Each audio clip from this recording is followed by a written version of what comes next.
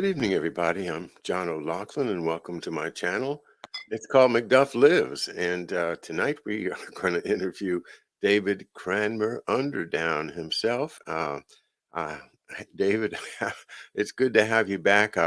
Everybody was so excited about your last show. They said, "Wow, we got to get David back." So I'm delighted that you accepted once again to come and be a guest here on McDuff Lives, and wow, looks like you have a pretty nice evening. Are you out on the back deck somewhere?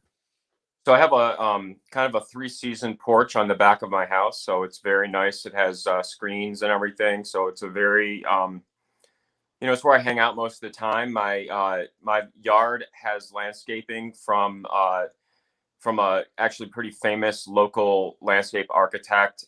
His name is Jim Slozinski, and he worked with a firm called Goldner Walsh, which was the big landscape company in the Detroit area, and he is most famous for doing the landscaping at the Grand Hotel on Mackinac Island, which has some, Mackinac Island has historical interest, but also had some, pre-election interest. There was the meeting up at the Grand Hotel, and just growing up here, it was always a big spot. I always felt like the Greenbrier in West Virginia and Mackinac were kind of the two big places that the auto industry liked to go for sort of the big conferences and stuff like that. So it seemed like those were sort of the two major places.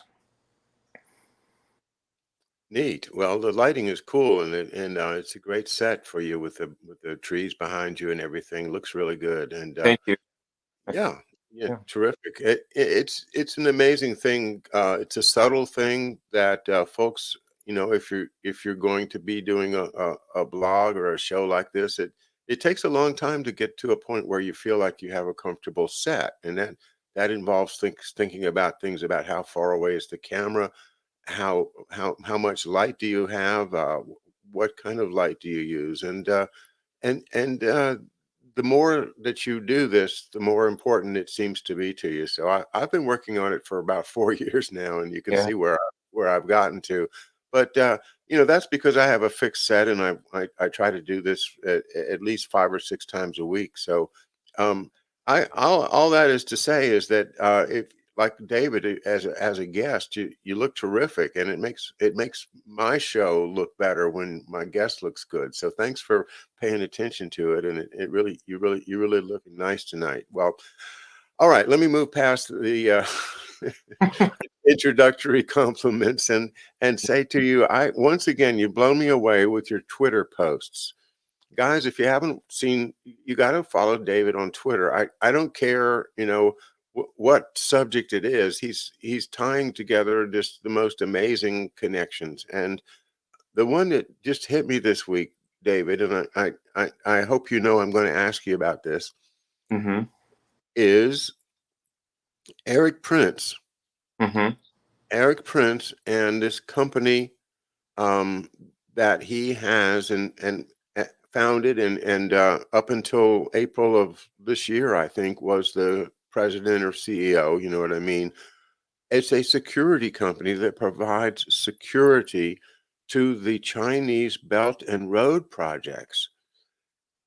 That just blew me away Mm-hmm. because I've been trying to understand what is the real China. What's not the Taiwan China versus the PRC, but what is really going on in the People's Republic of China. And it all goes back to Henry Kissinger. To me, it's got to be that there this and then all of George's work where he shows the Klotzworthy's hand in the rocket, the North Korean rocket. So many indications that there's there's puppetry going on in the Chinese government just as well as there's puppetry going on in the American government. And when the scenario that this presents in my mind is kind of solution that's saying to me, yeah, your instincts are right that the Borg, has been controlling China all along, Right. and it now we see that the uh, the PNAC people, the Carlyle Group people, the investing people have been investing in things that are perhaps in surreptitious ways clearing the road for the Belt and Road itself, as mercenaries who are, of course, getting paid by us. So it's a lot to try to put together in a question, but I think you see what I'm doing. I'm trying to pull back the curtain on who's really running China. And Yeah. if Eric Prince has been, in cahoots with the Chinese government, then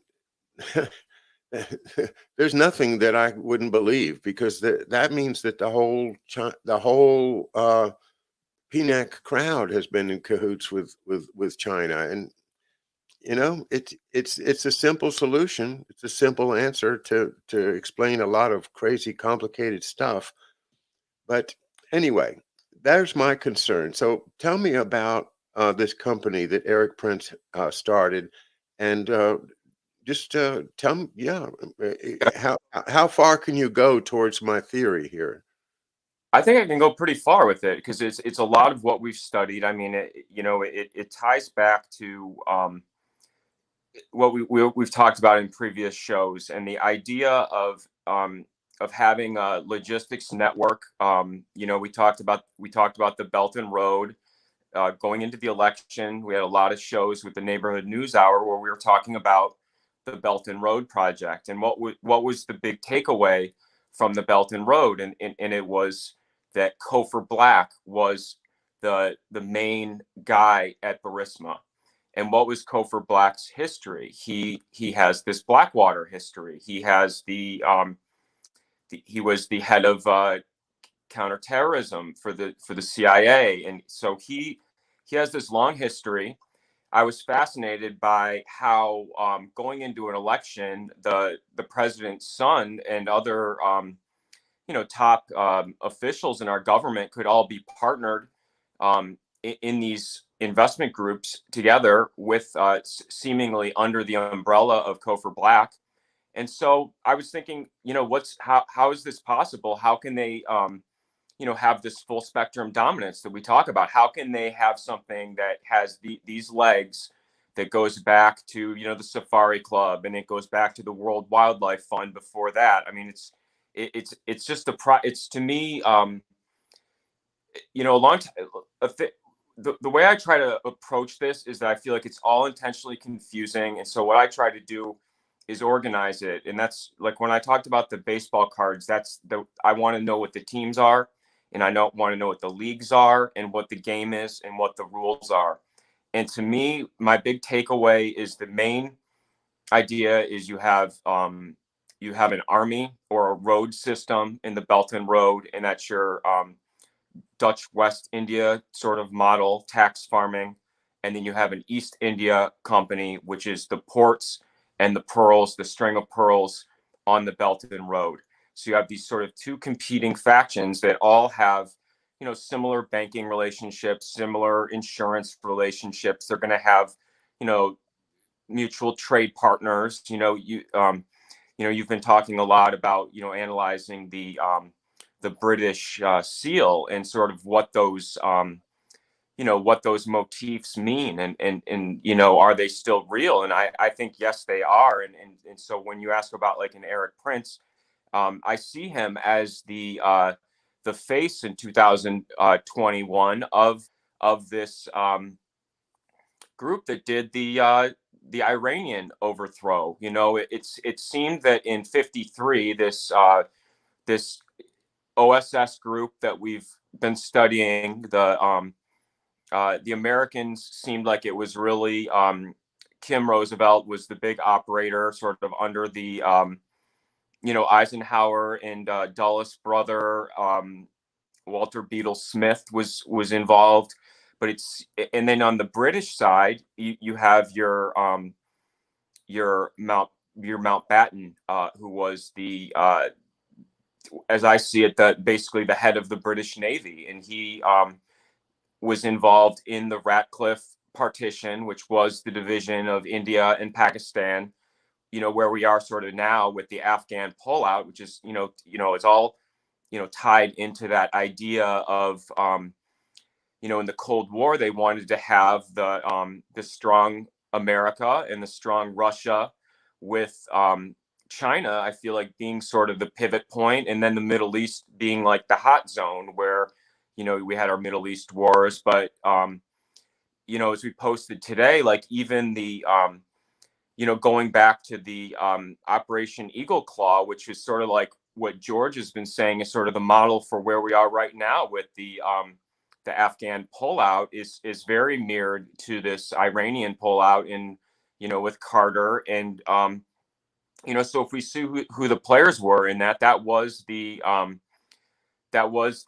beginning of, bringing in the special forces. And, it turns into this group that we followed to Tampa, with the CENTCOM group with David Petraeus, and sort of that was the area that is so interesting, because then I feel like going back to your father's stuff, that was where they did a lot of the staging for the Bay of Pigs, and you've talked a lot about, those small islands being the mirror of the Filipino islands, that, and sort of how they use that as the staging ground.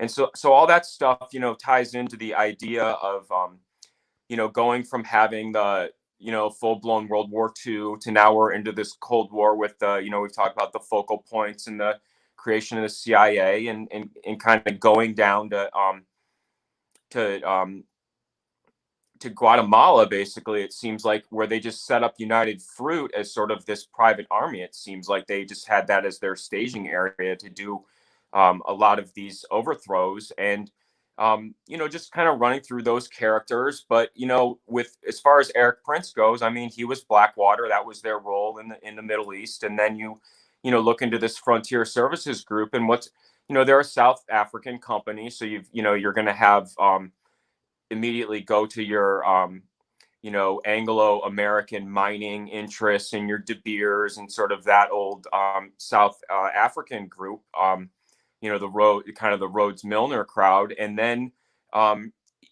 his contracts are with this XPCC, which is the basically, to me, looks like the Blackwater, the Chinese version. And who were the people that created it? So if you click on the Yin Yang Production and Construction Corps, you'll see that was founded by Mao Zedong in 53, I think. And the person that he had run it was a family friend of Chiang Kai-shek. So then if we, know about Chiang Kai-shek, now we're getting into the whole Claire Chennault and the Flying Tigers. And, I feel like you're, been guiding us towards studying that. And I've got, that area is so interesting to me, because when you get into all the Butina stuff with the Russians, that's all Hank Greenberg, AIG.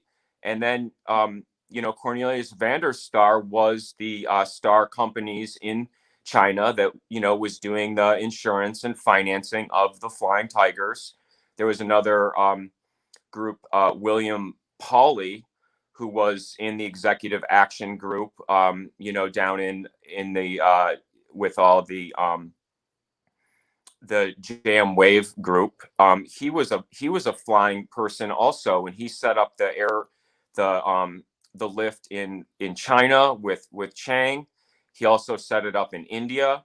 He was, I think, originally from Cuba, or grew up in, and so he was a guy that had a mysterious death. He died, I think, right in the 78 period with the self-inflicted gunshot, because he had shingles. But there's this AIG group is just it stands the test of time, because it really has the whole Hank Greenberg, who, when you get into all the the bank bailouts that we had in 2008, 2009, I mean, AIG was right there. His son is Marsh McClellan, which, was partnered with different intelligence, groups that people talk about, like the Kroll, being one of their partners. He's also on the Ashan board, which is like the NATO for the South Pacific. So it is this old relationship that just really fits in with the whole Hellawell plan and the Nugan Bank and sort of that whole business, which then filters into this BCCI and Safari Club group. That's, you know, the Iran Contra stuff. And it's, you know, I'm just trying to learn all the characters in a way to explain it, because it is, like I said, I feel like it is you know, a lot of misinformation, just a lot of you know, distraction. So to try to really get the characters and be able to, you know, do a narrative, that's what I attempt to do on the Twitter feeds, is to, you know, to go through and really take these characters and look at you know, who their business relationships are, who their family relationships are, because, you know, a lot of it is, there's a lot of you know, distraction. You see it even in the chat rooms. You know, people will you know, we're seeing, you know, they were talking about it today on George's show, how the people are talking about the ancestry.com, or, you know, talking about that. And, you know, for me, like, I go like right immediately, I'm like, well, what happened to the Hunter Biden's weird video right before the election when he's talking about I am Demos, and it was this like weird thing. And of course, if you look into what Demos is, it's a Rockefeller brothers uh you know, special or pack or whatever, you know, a an interest group. And it's the it has a Heinz that runs it. Liz Warren's daughter is in there, who we know she's got connections to the 23andMe, but also Manhattan Project ties, and you know, was famous for declaring herself to be a Native American and then sort of failing the test, you know, and not coming through with the genealogy report. And it's just like, you know, these things happen, and it's hard for me because, you know, again, like, these are like the top leaders of our country, and it just seems so crazy that that stuff happened. And I feel like I don't forget any of it, but I feel like nobody else remembers stuff like that. Like, when I talk to my family or friends, it's hard because I feel like they're, you know, I just looks like I'm just nitpicking or whatever, and I'm just trying to make sense of it.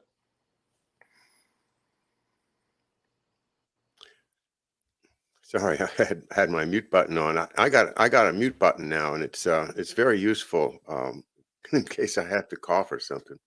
But yeah, cheers. I heard you say that Mao Zedong gave a certain contract to a close friend of Chiang Kai-shek. What kind of business was that? So I was the guy that was the first military leader of the XPCC. What is XPCC? That's the XPCC is what I consider the Chinese Blackwater. It was the military organization privately created by Mao Zedong in 1953, and he hired a military man to run it. And it was these camps. This is the whole Uyghurs, you know, that region where they've had this long history. And again, I don't know all the. This is where I really, you know, I'm grateful to have like a Professor Hamamoto who knows more of the Asian history as far as the empires and sort of the treatment of the royalty versus the non-royal people, because I feel like those histories are, it's hard because we're so taught to be, you know, treat everybody fairly, like the American system where everybody has rights. And the reality is that, you know, I feel like you guys talk about that quite a bit, how that is sort of in relative history, a new concept, and how, you know, it used to be everybody was either a you know, a lord or a serf. And you know, so the idea of having these systems of work camps and the way I look at it is it's the Army Engineering Corps, and it goes back to the beginning of military warfare, where you use your Army Engineering Corps to build logistic or energy distribution networks to fuel your army or to be able to move your army. And that, I think, is a story that just repeats over and over again throughout history. So the idea of having this, whatever it was, a 400,000 man sort of work camp group to build infrastructure projects in China, they have, they're able to do all of this radical building there. And, it's, it's something I think about here, being from Detroit, because we are the arsenal of democracy, and we did have the model for all of the the manufacturing facilities that were modeled all around the world. And so the idea of how did these things get built, how do they get staffed, we focus a lot on Germany, the Nazis and their work camps.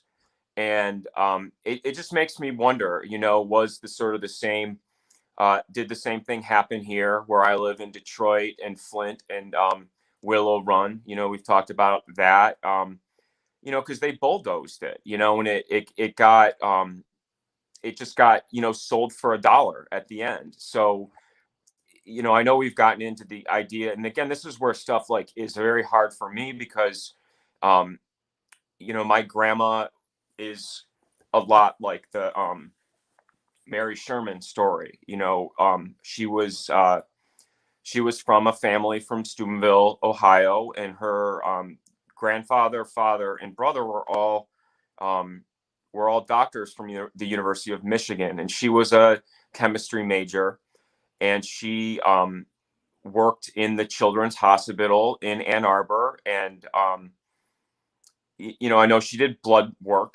She did her father did his residency at Case Western Reserve in Cleveland, which, we know is a big Rockefeller medicine, is, as big as University of Chicago, like Mary Sherman, that was her circle, was U of Chicago, but my grandma's was the University of Michigan, and then Cranbrook too, after. So, so she was doing this blood stuff and working on the transfusions. I know there's been, George talked about Lindbergh. They wanted to give the artificial heart patent to him. They wanted to use his celebrity to promote it. Lindbergh was also somebody that moved to Cranbrook, to live with the family. And again, it's weird because like these characters, like I've never met any of them. My family doesn't really, get into it, but like even the, learning about the Sarnans, who were, the architect that designed the Cranbrook School, but their offices were right next to my grandpa's dry cleaning business on Long Lake. And that family, the wife, she was, started the weaving program at Cranbrook, the art school. But when she was at Harvard, the Eddie Sedgwick, who was like a famous model, she was somebody that was one of Andy Warhol's superstar girls or whatever. She went to live with the Sarnans, and she was Danish royalty, I think, or had connections to that. And that's all the same family and group. So again, it's like, my dad went to Gauss School, which was a dyslexia school in kind of the Finger Lakes area. And the two guys he went with were Peter Booth, whose grandparents are the Cranbrook School founders. They're Scripps and Booth. And then the other one was Bunky Knutson's son. And Knutson was, I've been learning a lot about Bechtel and the Kaiser. I didn't know the Kaiser connection with Bechtel and with McCone.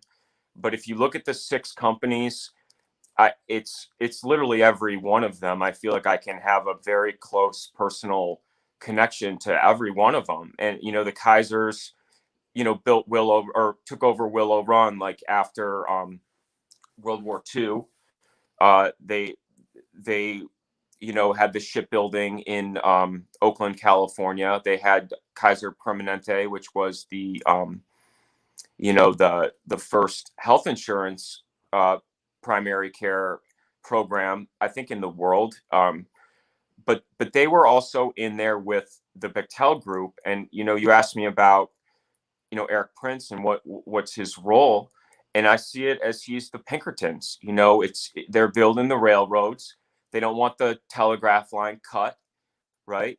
They don't want to have the railroad knocked off. So you have your Pinkertons that go along the railroad and make sure that they don't get robbed or and it's sort of that same idea. You have a sort of a private security force that if you already have it, then you just protect it and make sure it runs properly. And if you want it, then you clear it out, and take it. And that's I feel like the way that there's sort of always been that group. We've been studying the idea of the Knights of Malta and the Knights Templars, and this idea of monarchs or rulers or leaders having sort of the two different hands, right? I mean, you have the the public face, and then you can have sort of in the shadows, and just sort of analyzing those different groups. And they become more modern as far as the devices they can use. I mean, I feel like your dad was, right in the heart of all of it. I mean, I was just studying the Camp X and, all of that training and everything, and, what was going on there. And that's, it just builds on from the previous generation stuff. And they just, they just keep going with it, but it's, it's just hard for me to go through it, because it is like so many, just such personal connections, down to like the Kaiser family, buying the house on Underdown Road in Barton Hills, the area that my great grandpa subdivided, and of course he was friends with Alex Dow, and everybody, Dow's name has been polluted as far as the Agent Orange and all of the Midland and Flint, Michigan, having the horrible environmental disasters, I think, before I was born. But, as far as Flint water crisis is still a crisis that's gone on for the last 10 years anyway. So, just trying to tie those together. One of the connections that is really, is going through this Ford connection with the Kaiser group. And then, the idea of the Union Bank I've talked about, which was where the military was based out of for World War II, was the Guardian Building in Detroit. And it also had the Union Bank, which went bankrupt in 1933. Well, it was forced to take loans from the brand new Reconstruction Finance Committee, which was Eugene Meyer. And Eugene Meyer was, Lazard Frères and Kuhn and Loeb ties, is, that whole group of Warburgs and Schiffs and everything. And then, the next generation is then Kay Graham, who, is the, running the Washington Post, and has, huge intrigue as far as the Watergate and, being a public figure. She was before my time, but I feel like she's somebody that was a celebrity person, and had, obviously was in the Georgetown set group and the kind of the Wisner gang. So, just studying those characters, because they have those ties. But then you asked me about like Zapata oil, and you're like, oh, let's talk about Zapata, because that has a lot of really interesting connections. Because not only do I think it has, it was it has this engineer. I always like the engineering kind of marvel aspect to anything, and so the offshore drilling platform was new, and it had these Laterno drills. But they said that being able to do the anchoring of it was a big challenge. So just to be able to do that, and then they were also they were putting the radars to have, the navies and the United Fruits of the world wanted to use those platforms for signal comms too. So they were setting that up. So again, just like with me thinking like, okay, well, if McCone is working with ITT, and they're doing the Chile coup, and the communication network was using the Zapata platforms, and they had the same lawyer Sullivan and Cromwell and Harriman's are kind of in there with their kind of group. It's all the same. And even like with the KK&R with David Petraeus now, like the 1K is the Kravis that was Prescott and Joe Kennedy's business partner, which is something that I'm just shocked that we talk about. We're fascinated obviously with JFK because it was just one of the most saddest moments in our country. But as far as his dad, looking at his relationships, because he has great intrigue as far as his work on the stock market, and sort of his market making, and using options early, and then sort of being rewarded as far as becoming the SEC chairman, and then becoming the ambassador to England. Nobody talks about that he was an oil partner in the 30s or 40s with Prescott Bush and with this Kravis who was from Tulsa, but also the mystery Pauly that is from Indianapolis that was part of the Teapot Dome scandal. He was Pan American Oil, which was the Doheny. Is that how you pronounce it? Pan Am was the number one American petroleum company over Standard Oil, and I feel like it wasn't. You talked about this Walter Teague. He's somebody that I feel like everybody needs to study, because he was the kind of the man in between the IG Farben, which was called IG Chemi in the United States version, was the but he was doing the he was also doing the deal with Noble for the Bolshevik Revolution. The Baku is something that we've talked about, being sort of the big prize of World War One, and going into that, and sort of what I've gotten into now is the idea that Noble was the first company doing the pipelining. They did the first transportation trains and ships.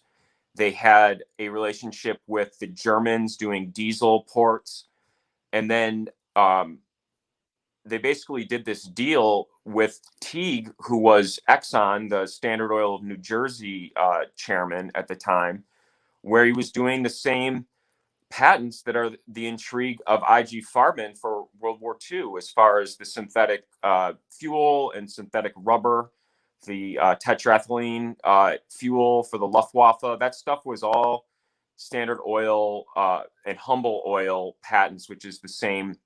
Humble was another one of the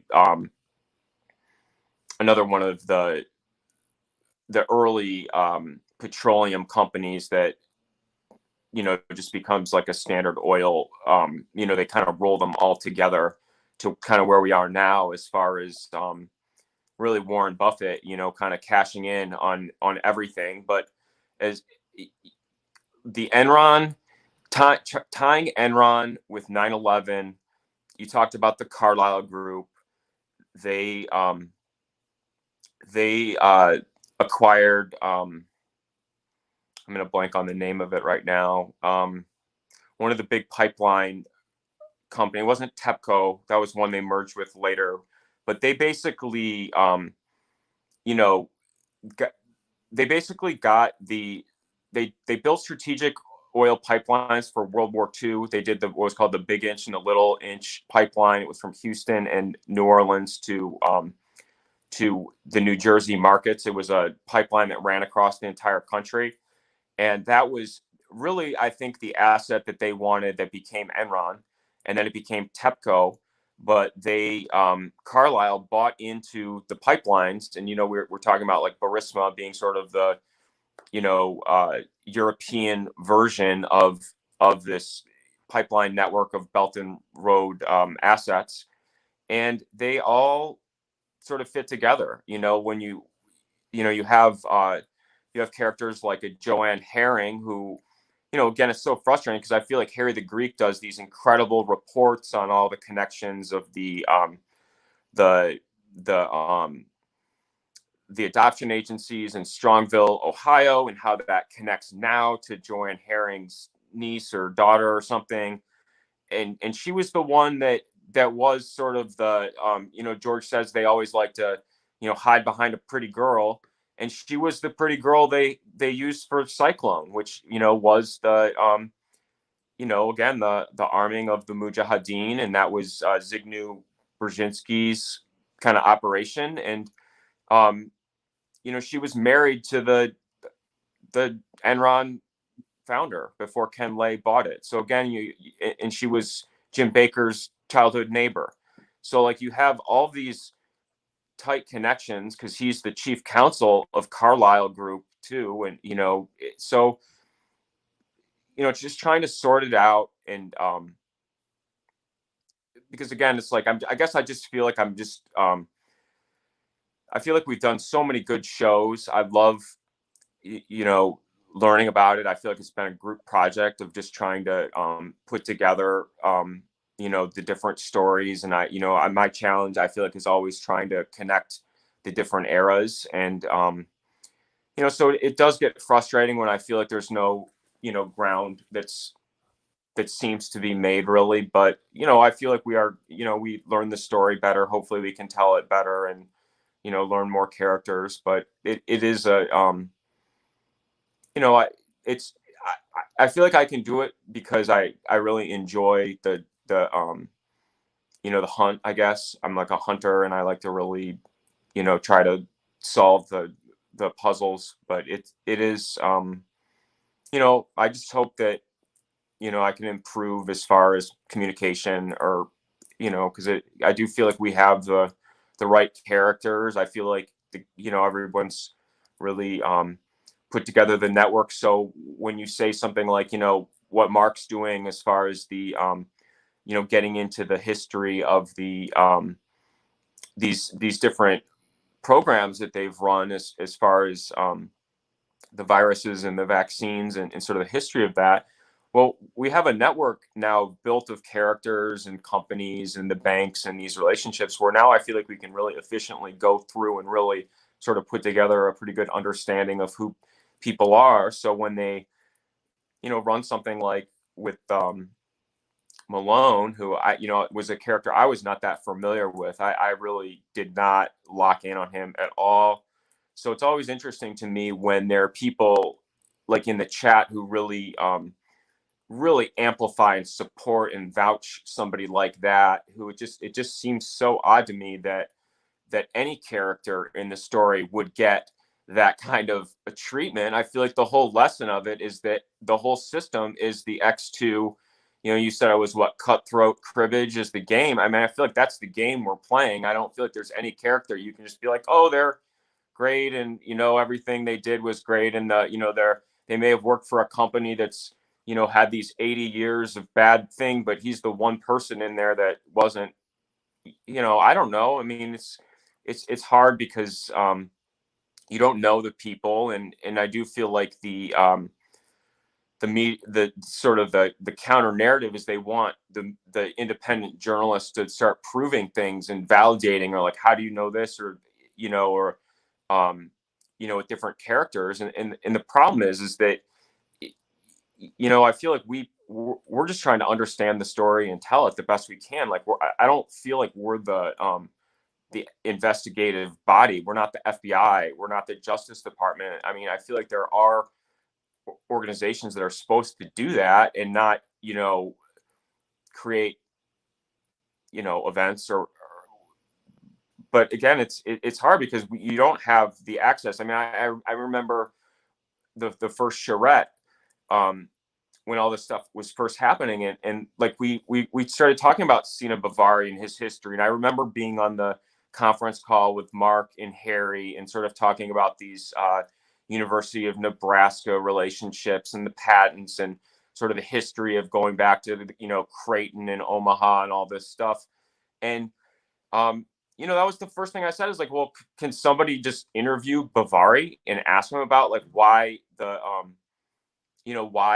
what his take was on why a lab with the door left open was shut down the first time in history. Like, does anybody even do an interview? Like, how come that doesn't happen? I mean, again, it makes me feel like crazy, because it's like, it just seems like that's the first thing you do. I mean, you talked about your dad when there were the riots at the Pentagon, and what was his solution? Was it a hose to get the people to back down? I mean, I feel like there are solutions. There are things that you can do that are helpful, that would have been so helpful, but now we're like so far along, and it's just like, it's hard to, it just makes it frustrating, because I feel like you're fighting that aspect. Well, be assured that when you share all these things that you shared tonight, you're helping us, and that's a two-way street. So it's not like you aren't helping. You're helping tremendously, even though you don't feel like you have put the puzzle together. You've given us all a lot of pieces and seeing how things fit together. For instance, to me, it's very significant that Eric Prince and had this company that he provided security, and it's still there, provide security for the Chinese Belt and Road Project, and that comes through a history that includes the Chiang Kai-shek side of China, and that apparently they were really good at security. And so Mao said, okay, well, you guys are so good at this, why don't you just do it? That's an incredible connection to me, because it connects me with the idea that the dope is, I'm starting to think that there's an awful lot of dope getting grown in the People's Republic of China, and that it's being marketed through the Taiwan connection in connection to the history, as you know, of the KMT and the Flying Tigers and all that. Well,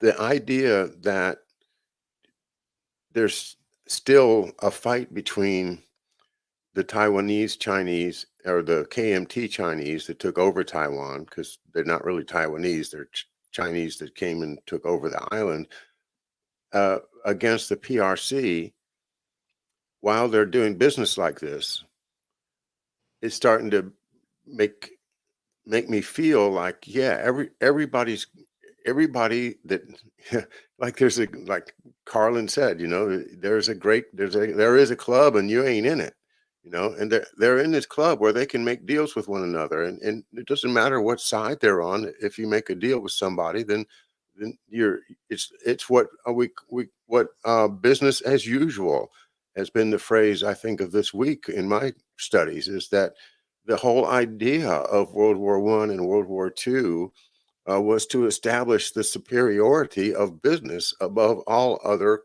forms of human interaction, so that even during wartime, you keep your contracts. And that, of course, is what you see when you look into Teague and the Standard Oil Farben relationship, and how it's so obvious that if Standard Oil had just said no, you can't have this patents to the synthetic leaded gasoline formula that you need to fly your Stuka bombers. Well, then that shuts them down. They didn't have anything. They had no Air Force. They had, unless they had that fuel. And they were bold enough to build their whole Air Force around the idea of having that fuel. Business as usual. They knew they were going to get the fuel. How did they know that? I think Mr. Teague knew. And I think that's where this whole idea of what we're doing can make such a difference in the world if people understand that World War II was a rich man's trick, just like Smedley Butler said it would be. War is a racket. War is a rich man's trick, and this idea has got to be um, taught. And I don't care if I'm not, I'm not on the state payroll, or I'm not a teacher, and I'm not a policeman or a judge or anything. I've got to get this word out the best that I can. And you're helping me a lot. I really do appreciate it. My father's life was an enigma to me. I had nothing, 15 years ago. I had no clue. Um, uh, Probably 10 years ago, I started really digging, but still practicing law, so I didn't have time. But man, in the past 5 years, working with you guys, it's been amazing. So yeah, I want to carry on what he was trying to do, which is to save the republic from these hidden hands. You mentioned the dark side. The idea of medieval monks that would be uh, good guys and holy in the daytime, but at night, they put on uh, their tunics with the cross on the front, and they go out and they beat up on the bad guys and steal their stuff. And that duplicitous life, almost a Jekyll and a Hyde. You have a face for the daytime, and then you are somebody completely different. The reptilian side of humanity comes out at night, and they seem to accept that as part of who they are. That they've got this connection with their reptilian side, and the reptilian side is just simply, am I going? Is it fight or flight? Am I going to take that other creature and eat it, or am I going to run like hell because it's bigger than me? And once that reptile makes that decision, then it pounces, boom. And it doesn't have any moral qualms about, taking a mother away from its children, or taking a father away from his family, or killing an innocent person. None whatsoever.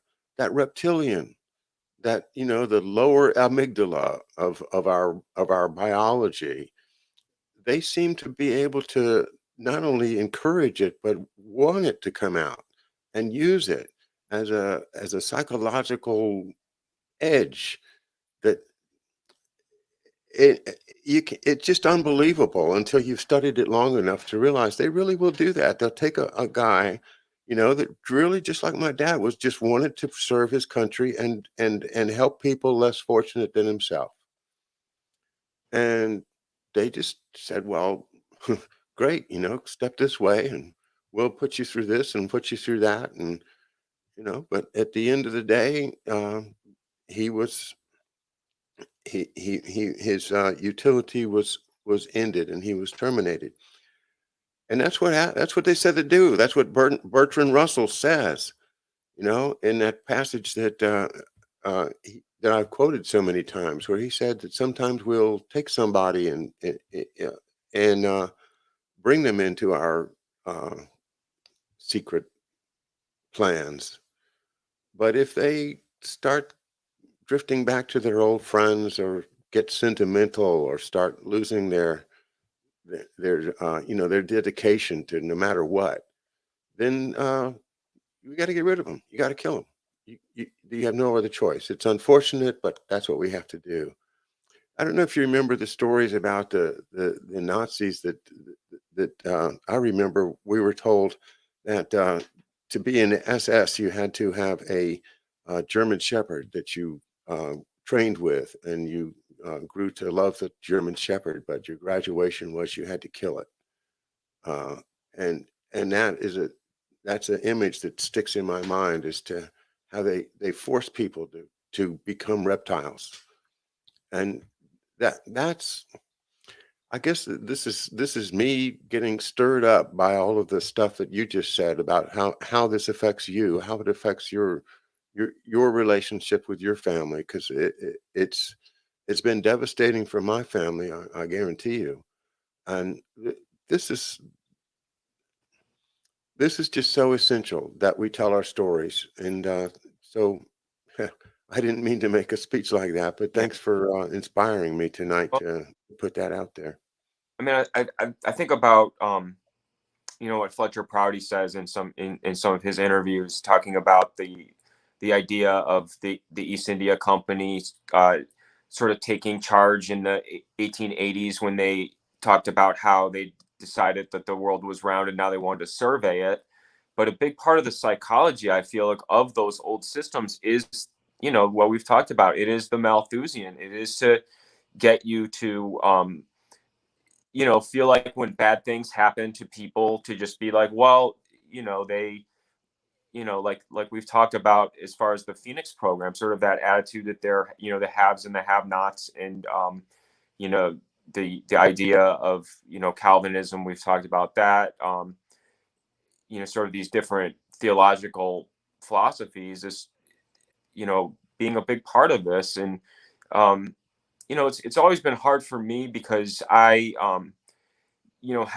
did go to, all the top schools, and I always felt like I was, competitive with people. I didn't know until after how truly smart my high school was. I mean, it was like what I think your father, I don't know the high school you went to, but, the school that it was a very rigorous curriculum. And so when you're somebody that I feel like can, um, be competitive on your own, like, you don't have there's not the temptation to cheat or bend the rules as much. And I do feel like when you show that is where you do get ganged up on a lot. And that happened to me a lot over the course of my experiences, where I felt like you know um it was just sort of a group mentality. I mean, you never want to think, oh, that it was like a targeted thing or whatever. But when you do go through the characters of who are in there, you do want, I do wonder, um, you know, y- as far as my family, a lot of I have the smallest family, and they're literally just five of us. And so, it's I didn't know a lot of the people. They were all sort of gone before. And so putting together, um, who these characters are, and then even like trying to say they're significant, it just seems so ridiculous. But the reality is that they are. They are in places like on my dad's side. We talked about his mom, who was the Steubenville, but his dad's side is just as interesting. The his my great grandpa was, picked by Alex Dow, who was the head of the Detroit Edison Company, to come and work with the Olmsteads to do this subdivision. So I assume it's some, irrigation or sewage project. But his brother was, went out to the Sanger, Carrie Sanger, who was the the Secretary of War. And so, they were doing the irrigation programs into New York City, and he was on Long Island doing that. He died in Brazil in 1907 as a young man. And then my great grandpa died in 1930, as a pretty young man. And my grandpa then ingested a peanut and had to go to the Trudeau Sanitarium to live for 2 years in an iron lung. And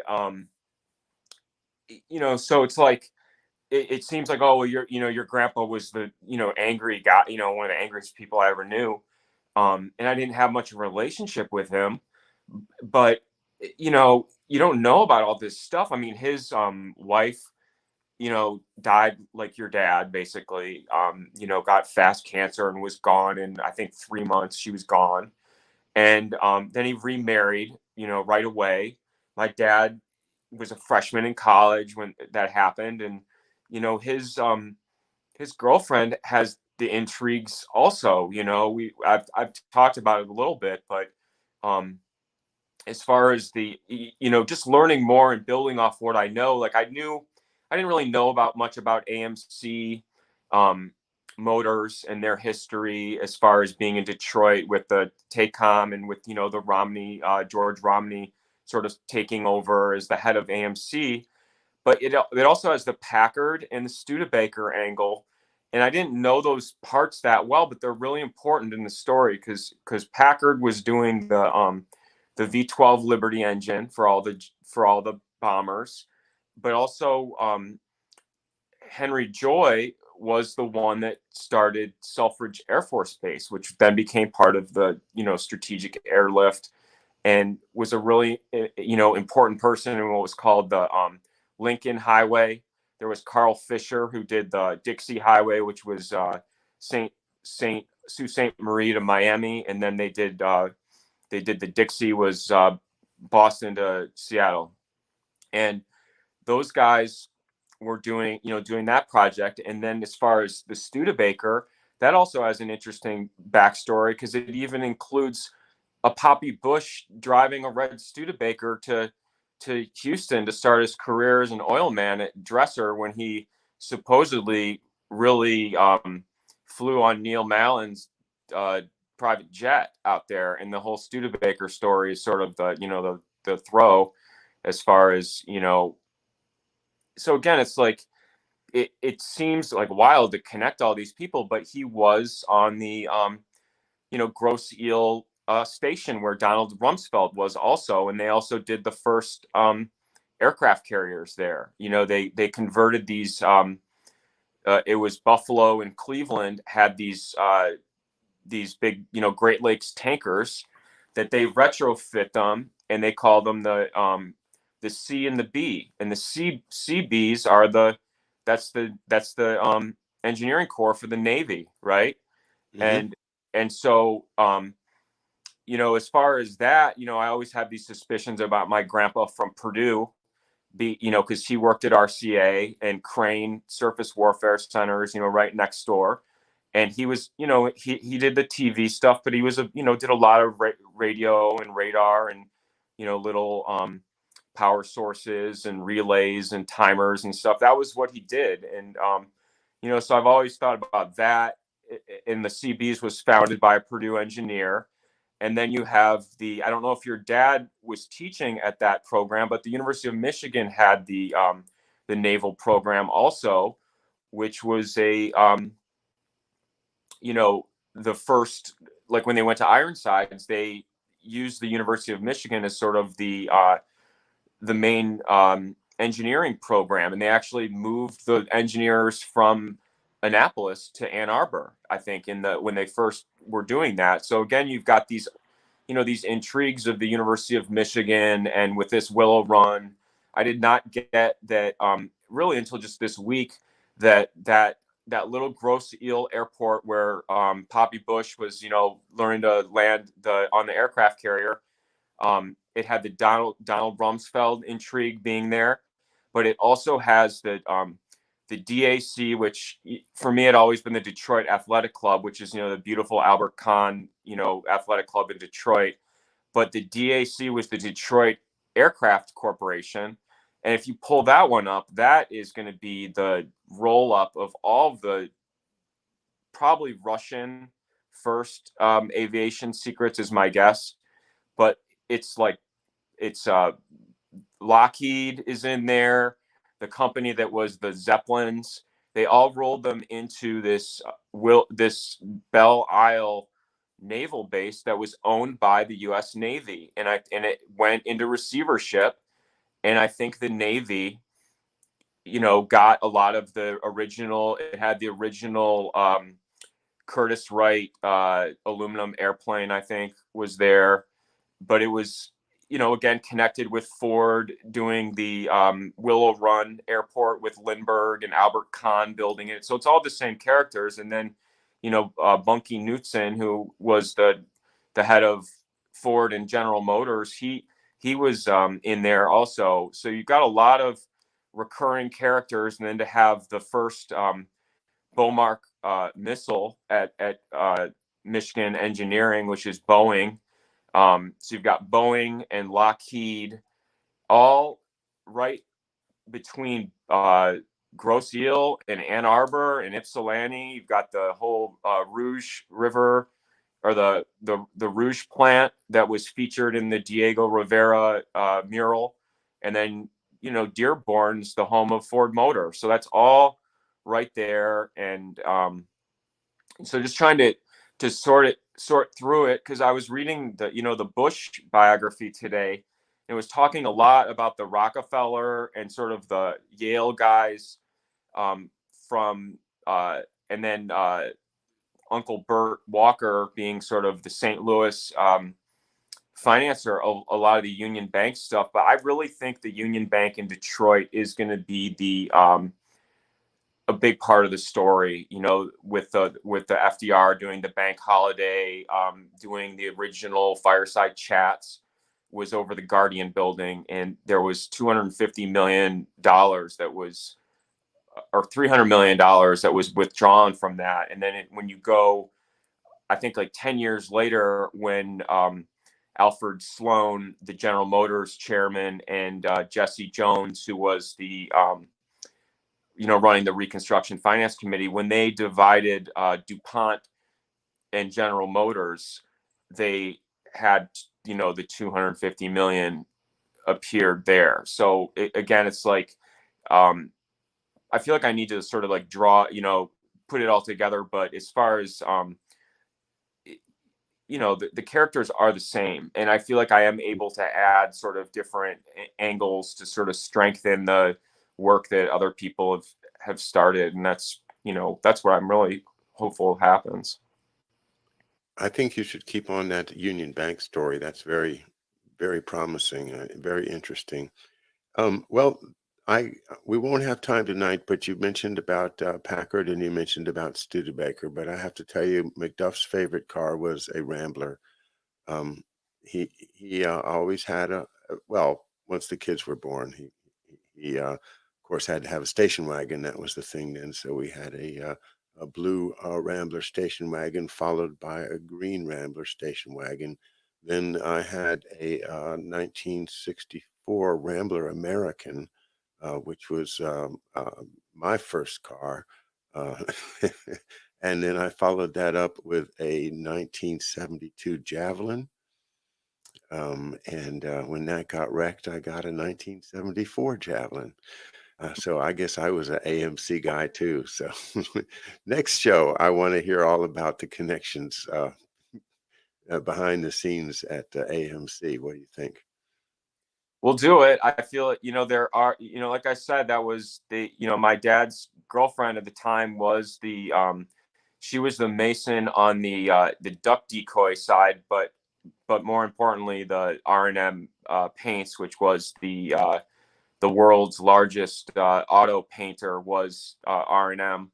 So that was his, and she had sort of a sad kind of story also.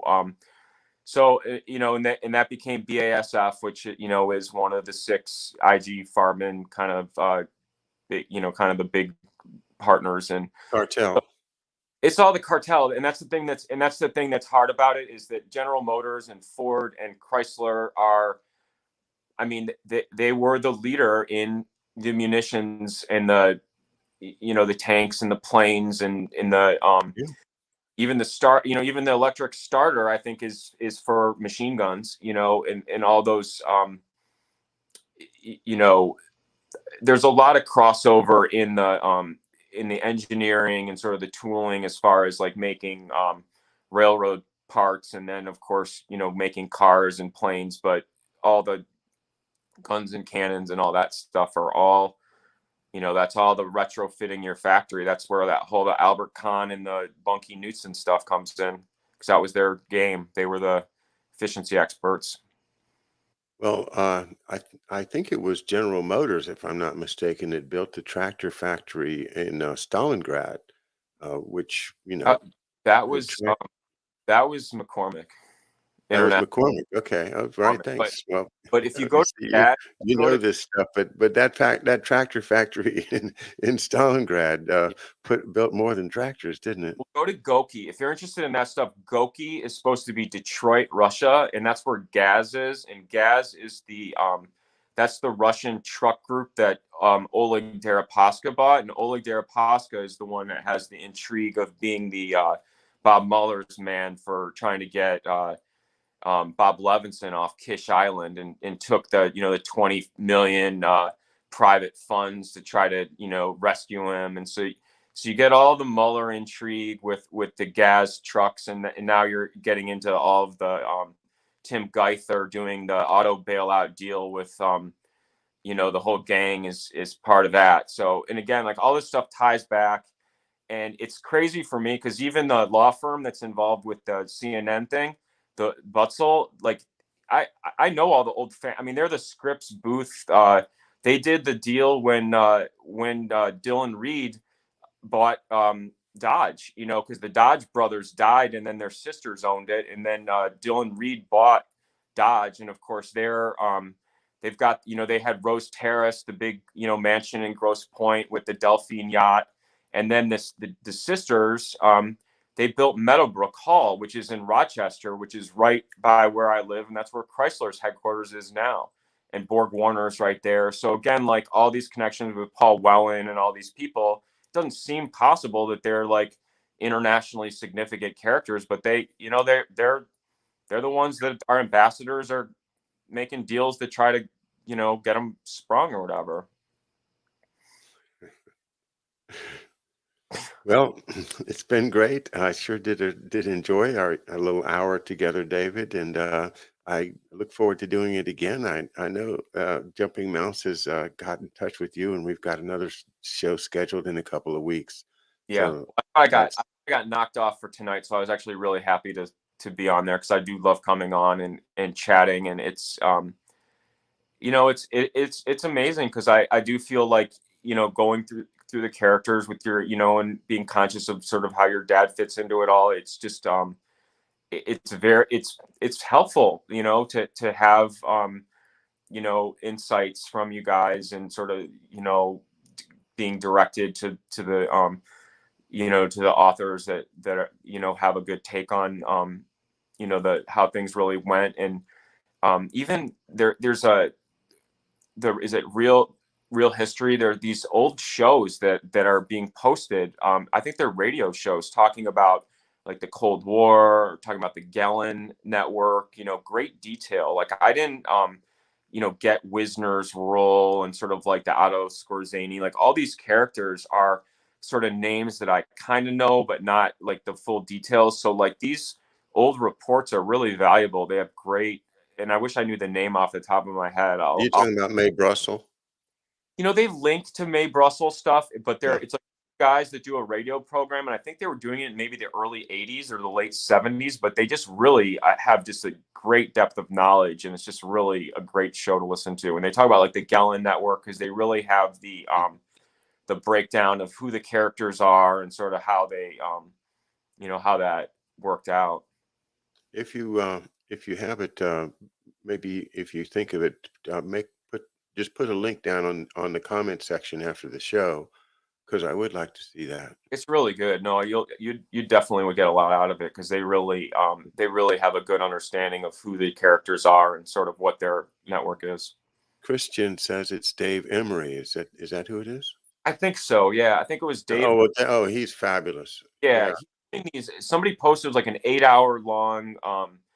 basically just like full blown Cold War recap in 8 hours, and then there was like a 2 hour long Galen Network show where they just kind of break Uh-huh. down the network. It's very valuable, I'd say. Yeah, he was really anti-Trump, and so he was kind of hard to watch for a while. But nowadays he's back, and he's on Twitter, so you can follow him on Twitter. I don't know how long he's been doing this, 50 years or so. He's really a pro, and you're right. The old radio shows, I don't have the link, but if you do put it there, I'm sure people will be grateful and follow that. All right, David, thanks a lot for being with us. Everybody have a great weekend. I'll see you on Monday, and hang in there. It's